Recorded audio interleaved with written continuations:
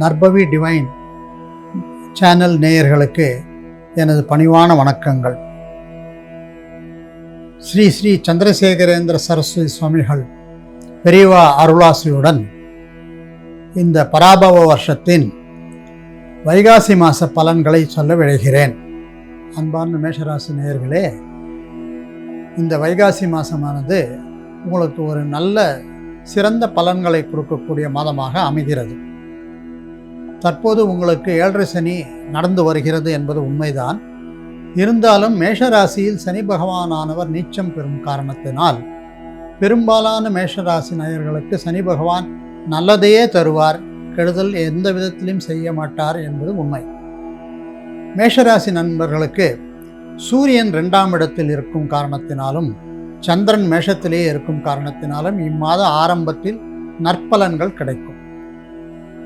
இம்மாத ஆரம்பத்திலேயே ரிசல்ட் வரப்போகிறது. கண்டிப்பாக இந்த மேஷராசி சிறுவர்கள், சிறுமியர்கள், பள்ளி மாணவர்கள் அனைவரும் நல்ல எதிர்பார்த்த ரிசல்ட் கிடைப்பதுடன் மேலே எங்கே செல்ல வேண்டும், என்ன படிக்க வேண்டுமோ அந்த படிப்பு, அந்த ஊர், அந்த கல்லூரி உங்களுக்கு நிச்சயமாக கிடைக்கும். வயது வந்த பெண்களுக்கு, திருமணம் ஆகாத பெண்களுக்கு திருமணம் ஆகக்கூடிய வாய்ப்புகளை ஜூன் மாதத்திற்கு பின்னர் குரு பகவான் தர இருக்கின்றார். வியாபாரிகளுக்கு பொதுவாக மிக நல்ல காலம் இது.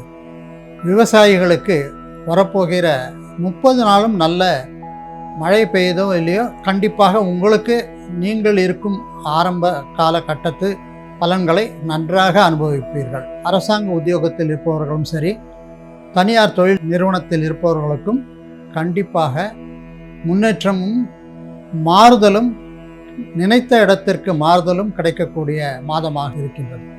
பொதுவாக மேஷராசியில் 3ஆம் இடத்தில் இருக்கக்கூடிய குரு பகவான் ஜூன் மாதம் 1ஆம் தேதிக்கு பிறகு கடகராசிக்கு உச்சம் பெறுவதால் 4ஆம் இடம் என்ற வீடு, நிலம், வாகனம், தாய் மாமன், பசுக்கள் என்ற அத்தனையும் உங்களுக்கு நற்பலன்களை தரும். மேலும் உங்களுக்கு கோர்ட்டு கேஸு கண்டிப்பாக நல்ல உங்கள் சார்பாக வெற்றி கிடைக்கும். எந்த தொழிலை எடுத்துக்கொண்டாலும் இது மிக நல்ல பலன்களை தரக்கூடிய ஒரு மாதமாக மேஷராசி இருக்கின்றது. நீங்கள் திருவாரூர் மாவட்டம் திருத்துறைப்பூண்டி அருகில் உள்ள பிறவி மருந்தீஸ்வரர் கோயிலுக்கு அஸ்வினி நட்சத்திரம் அன்று சென்று என்ன எதிர்பார்ப்புகளோடு செல்கிறீர்களோ அதை வேண்டிக் கொண்டு வந்தால் கண்டிப்பாக அது நிறைவேறும்.